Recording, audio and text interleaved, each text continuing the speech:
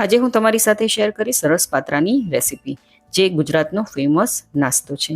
અને આ રસદાર પાત્રા બિલકુલ ફરસાણવાળાની દુકાન જેવા પાત્રાની ઘરે બનાવવા ખૂબ જ સહેલા છે અને માર્કેટ કરતાં ખૂબ જ સસ્તા અને એકદમ ચોખ્ખા પાત્રા તમે ઘરે બનાવી શકો છો. પાત્રા અળવીના પાનમાંથી બને છે અને આ પાનનો પોતાનો કોઈ ટેસ્ટ નથી હોતો, પરંતુ તેમાંથી તમે પાત્રા બનાવશો ને તો ખૂબ જ ટેસ્ટી લાગશે. અને આ રસાદાર પાત્રા બનાવવા બિલકુલ સહેલા છે. તો ચાલો રેસીપી શરૂ કરીએ. નવી રેસીપી શીખવા માટે મારી ચેનલને સબસ્ક્રાઇબ કરજો અને બાજુમાં આપેલા બેલ આઇકોનને જરૂરથી પ્રેસ કરજો, એટલે નવી રેસીપીના નોટિફિકેશન સૌથી પહેલાં તમને મળે. અહીં મેં 250 ગ્રામ જેટલા અળવીના પાન લીધા છે, જેને મેં 2 થી 3 પાણીથી સરસ એવા ધોઈ લીધા છે. અને આ પાનને મેં કપડાથી સરસ એવા લૂછી પણ લીધા છે. હવે આપણે તેમાંથી એક પાન લઈશું અને પાનની આ જે નસનો ભાગ છે તેને ચપ્પાની મદદથી આવી રીતે કટ કરી લેવાનું છે અને તેને કાઢી લેવાની છે. જેટલી પણ જાડી આ નસો દેખાય તેને આવી રીતે ચપ્પાની મદદથી એકદમ આરામથી કટ કરી લેવાની છે. ધ્યાન એ રાખવાનું છે કે અળવીનું પાન કપાઈ ના જાય અને બિલકુલ આરામથી આપણે એને કટ કરવાની છે. હવે વેલણની મદદથી આપણે આ પાનને હળવા હાથેથી વણી લેવાની છે, તેથી જે નાની નસો છે તે પણ સરસ એવી સીધી થઈ જાય, એટલે કે ફ્લેટ થઈ જાય. અને જ્યારે આપણે પાત્રા ખાઈએ તો તેની જે નસો છે તે મોઢામાં ના આવે. તો આવી જ રીતે બધા જ પાનની નસ આપણે કટ કરી લેવાની છે અને વેલણની મદદથી પાનને વણી લેવાનું છે. હવે પાના પર લગાવવાનું આપણે બેટર તૈયાર કરી લઈએ. તો તેના માટે મિક્સિંગ બાઉલમાં 2 કપ જેટલો ચણાનો લોટ લઈશું. હવે તેમાં 1 ઇંચ જેટલું ખમણેલું આદું એડ કરીશું. 1 નાની ચમચી જેટલી લીલા મરચાંની પેસ્ટ,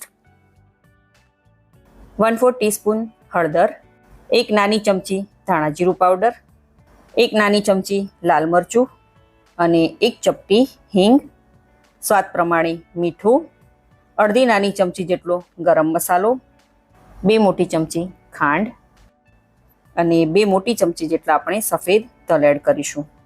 અને આ બધી જ વસ્તુને સારી રીતે ચમચીની મદદથી મિક્સ કરી લઈએ. હવે થોડું પાણી એડ કરતા જઈશું અને એક બેટર તૈયાર કરી લઈશું.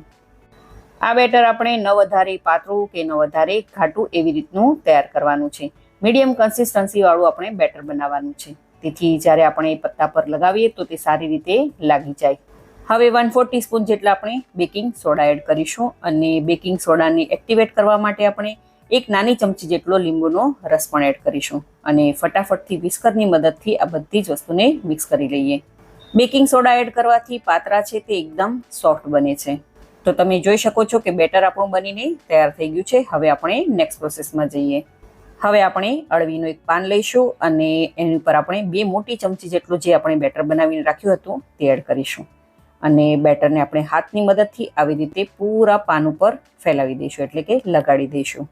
આ બેટર આપણે આખા પાન ઉપર ઇક્વલી લગાડવાનું છે.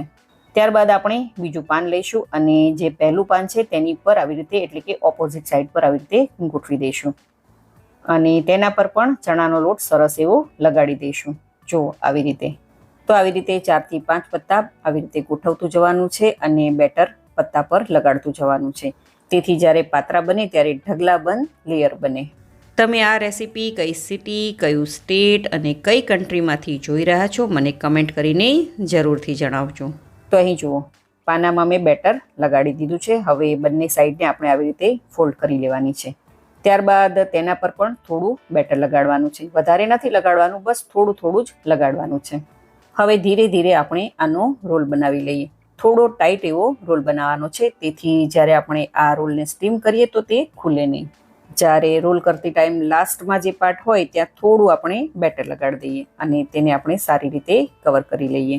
તો અહીં જુઓ, આપણો આ રોલ બનીને તૈયાર થઈ ગયો છે. તો આવી જ રીતે બીજા બધા જ રોલ બનાવીને તૈયાર કરી લેવાના છે. હવે મેં સ્ટીમરને પહેલેથી જ મીડિયમ ગેસની ફ્લેમ પર પાણી નાખીને ગરમ કરવા માટે રાખી દીધું હતું અને આવી રીતની કાણાવાળી પ્લેટ પર આપણે થોડું તેલ એડ કરીશું અને પ્લેટને સારી રીતે ગ્રીસ કરી લઈએ. અને આપણે જે પાત્રાના રોલ બનાવીને રાખ્યા છે તે બધા જ પાત્રાના રોલને આપણે સ્ટીમરમાં આવી રીતે સેટ કરી દઈએ. તો 250 ગ્રામ અળવીના પાનથી મેં અહીંયા 3 પાત્રાના રોલ બનાવ્યા છે. હવે સ્ટીમરને કવર કરીને આપણે ઓછામાં ઓછી 20 થી 25 મિનિટ સુધી પાત્રાને કૂક થવા દઈએ. તો લગભગ 25 મિનિટ થઈ ગઈ છે અને તમે જોઈ શકો છો કે પાત્રા છે તે સરસ એવા કૂક થઈ ગયા છે. તો ચાલો આપણે તેને ચેક કરી લઈએ. ચપ્પાની મદદથી અથવા તો ટૂથપીકની મદદથી આવી રીતે ચેક કરશો તો તમે જોઈ શકો છો કે ચપ્પુ છે તે બિલકુલ ક્લીન નીકળ્યું છે. દેટ મીન્સ કે આપણા જે પાત્રા છે તે સરસ એવા કૂક થઈ ગયા છે. હવે આ પાત્રાને સ્ટીમરમાંથી કાઢી લઈશું અને પાત્રાને બિલકુલ ઠંડા થવા દઈશું. તો અહીં જુઓ, પાત્રા છે તે બિલકુલ ઠંડા થઈ ગયા છે. હવે આપણે તેને કટ કરી લઈએ. પાત્રા છે તે ઠંડા થયા બાદ જ કટ કરજો, નહીતર ગરમ ગરમ પાત્રા તમે કટ કરશો તો તેમાંથી બધા લેયર છે તે ખુલી જશે અને આ વાતનું તમારે ખાસ ધ્યાન રાખવાનું છે. તો આવી જ રીતે બિલકુલ હળવા હાથેથી પાત્રાને આપણે કટ કરતા જવાનું છે. અને જુઓ કેટલા બધા લેયર્સ બન્યા છે પાત્રાના. અને છે ને એકદમ સહેલા પાત્રાના બીડાને વાળવાના અને બાફીને કટ કરવાના. આ પાત્રાને કટ કર્યા બાદ તમે ફ્રાય પણ કરી શકો છો, એટલે કે સેલો ફ્રાય પણ કરી શકો છો. પરંતુ આપણે આજે અહીંયા રસવાળા પાત્રા બનાવવાના છે. તો આવી જ રીતે બધા જ પાત્રાને કટ કરી લેવાના છે. હવે આપણે અહીં રસાદાર પાત્રા બનાવવાના છે. તો તેના માટે મીડિયમ ગેસની ફ્લેમ પર આપણે કઢાઈ રાખીશું અને તેમાં 2 મોટી ચમચી જેટલું તેલ એડ કરીશું. તેલ ગરમ થઈ જાય એટલે તેમાં 1 નાની ચમચી જેટલી રાઈ ચટકવા લાગે એટલે અડધી નાની ચમચી જીરું અને ત્યારબાદ મેં અહીં 3 થી 4 લીલા મરચાં લીધા છે. તેને મેં આવી રીતે કટ કરી લીધા છે. તે એડ કરી દઈશું. થોડા એવા મીઠા લીમડાના પાન, 2 મોટી ચમચી જેટલા સફેદ તલ એડ કરીશું અને બધી જ વસ્તુને સારી રીતે સોતે કરી લઈએ. પાત્રામાં સફેદ તલ જરૂરથી એડ કરજો, તેથી તેનો જે લુક છે અને એનો નટી ટેસ્ટ જે પાત્રામાં ખૂબ જ સરસ એવો લાગે છે. તો અહીં આ પાત્રાનો વઘાર આપણો તૈયાર થઈ ગયો છે. હવે આપણે તેમાં એડ કરીશું 1.5 કપ જેટલું પાણી. પાણી મેં અહીં નોર્મલ ટેમ્પરેચર વાળું જ લીધું છે, ગરમ પાણી મેં અહીં નથી લીધું અને ઠંડુ પણ પાણી આપણે અહીં નથી લેવાનું. હવે આપણે તેમાં થોડા મસાલા કરી લઈએ. 1/4 ટીસ્પૂન હળદર, અડધી નાની ચમચી લાલ મરચું પાવડર, 1 મોટી ચમચી જેટલી ખાંડ અને 1 મોટી ચમચી જેટલો લીંબુનો રસ એડ કરીશું અને આ બધી જ વસ્તુને સારી રીતે પાણીમાં મિક્સ કરી લઈએ. થોડું પાણી ઉકળવા લાગે એટલે આપણે તેમાં એડ કરીશું સ્વાદ પ્રમાણે મીઠું અને તેને પણ આપણે સારી રીતે મિક્સ કરી લઈએ. અહીં ખાટું, મીઠું અને તીખું તમે તમારા ટેસ્ટ પ્રમાણે એડજસ્ટ કરી લેજો. અને હા, લીંબુની જગ્યાએ તમે આંબલીના રસનો પણ ઉપયોગ કરી શકો છો.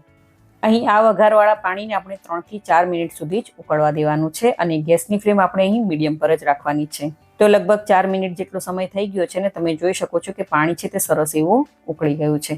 હવે ગેસની ફ્લેમ આપણે લો પર કરી દઈશું અને આમાં આપણે એક પાત્રા એડ કરતા જઈશું. હવે ઢાંકણ ઢાંકીને 4 થી 5 મિનિટ સુધી તેને કૂક થવા દઈએ. તો 5 મિનિટનો સમય થઈ ગયો છે અને તમે જોઈ શકો છો કે પાત્રામાં હજી થોડું પાણી છે, પરંતુ જેમ જેમ પાત્રા ઠંડા થતા જશે તેમ તેમ પાત્રા છે તે બધું જ પાણી એબ્ઝોર્બ કરી લેશે. તો રેડી છે આપણા રસાદાર પાત્રા. તો ચાલો આપણે તેને સર્વ કરી લઈએ. હવે પાત્રાને આપણે થોડા ગાર્નિશ કરી લઈએ. મેં અહીં ફ્રેશ નાળિયેરને ખમણીને દીધું છે, તે સ્પ્રિંકલ કરી લઈશું અને ત્યારબાદ ઝીણી સુધારેલી કોથમીર પણ સ્પ્રિંકલ કરી દઈએ. તો તમે આ ગુજરાતી પાત્રાની રેસીપી એકવાર જરૂરથી ટ્રાય કરજો. જો તમને મારી આજની આ રેસીપી ગમી હોય તો વિડીયોને લાઇક કરજો અને વધારેમાં વધારે શેર કરજો અને મારી ચેનલને જરૂરથી સબસ્ક્રાઈબ કરજો. તો ફરી મળીએ એક નવી રેસીપી સાથે.